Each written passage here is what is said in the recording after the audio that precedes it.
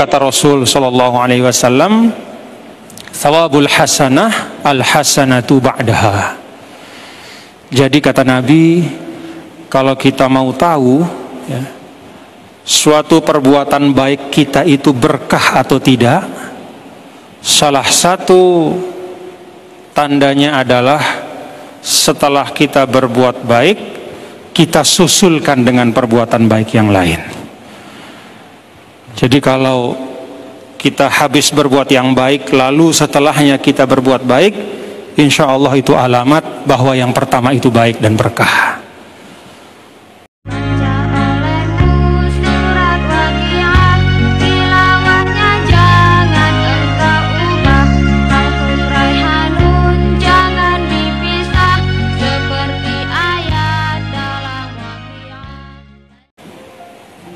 Para jamaah sekalian yang dirahmati Allah, alhamdulillah, setelah melaksanakan fardu ain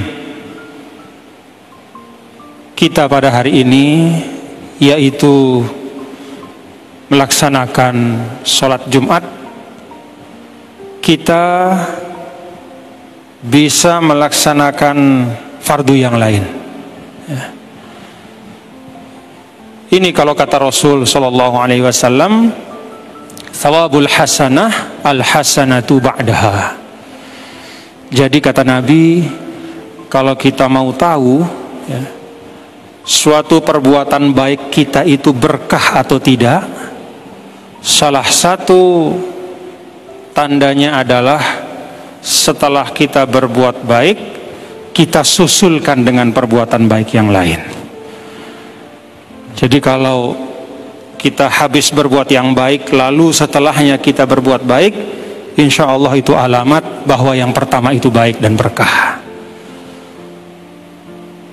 Jadi kalau kita berbuat baik, tapi setelahnya kita sambung dengan satu maksiat, nah bisa jadi itu juga alamat bahwa amal baik kita yang pertama yang kita lakukan sebelum berbuat maksiat, itu artinya tidak makbul ya, tidak berkah.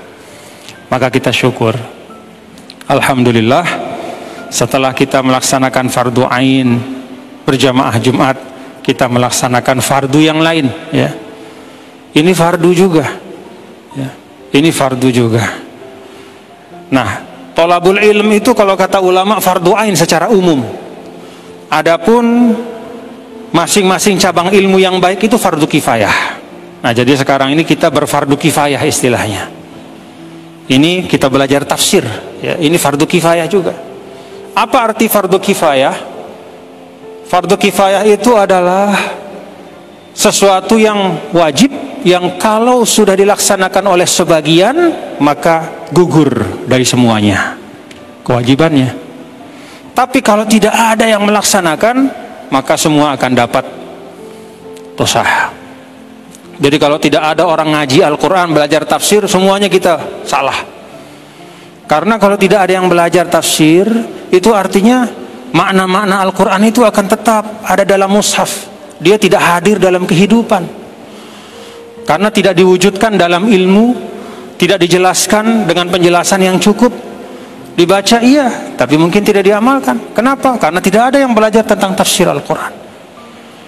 Tetapi ketika sudah ada yang belajar ya, nah kebetulan siang ini kita yang belajar nih, maka gugur ya, maka gugur kewajibannya dari semua.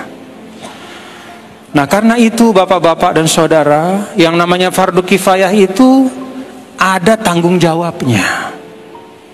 Apa tanggung jawabnya? Setelah kita mengaji, maka kita sampaikan kepada yang lain. Itu tanggung jawab dari fardu kifayah. Dulu Sayyidina Umar tinggal di bagian Awali di kota Madinah. Awali itu istilahnya di bukit, daerah ketinggian. Jadi rumahnya Sayyidina Umar itu tidak menempel dengan masjid. Beliau tinggal di Awali. Maka Sayyidina Umar kemudian bersepakat dengan tetangganya, "Pak, Saya kan diawali, kita ini diawali jauh dari masjid. Maka hari ini Bapak ya yang ke masjid dengar pengajian Rasul di situ. Besok saya, kita gilir-giliran. Kalau Bapak hari ini punya giliran, nanti begitu balik beritahu saya apa yang Bapak dengar dari Nabi besar Muhammad SAW. Kalau giliran saya, begitu saya pulang, nanti saya beritahu juga Bapak apa yang saya simak dari Nabi. Itu arti fardu kifayah. Jadi Bapak Saudara, kalau fardu kifayah ini hidup di tengah-tengah kita, maka tidak ada kejahilan di tengah umat Islam. Tapi kejahilan itu ada sebabnya satu dari dua kemungkinan kata ulama. Yang pertama, yaskutu jahilun an jahlihi, yang tidak berilmu nggak mau belajar. Yang kedua, yaskutu alimun an ilmihi, yang punya ilmu nggak mau ngajar. Jadi kalau yang tidak punya ilmu pengen belajar, tapi yang punya ilmu tidak mau mengajar, nah kejahilan itu akan tetap.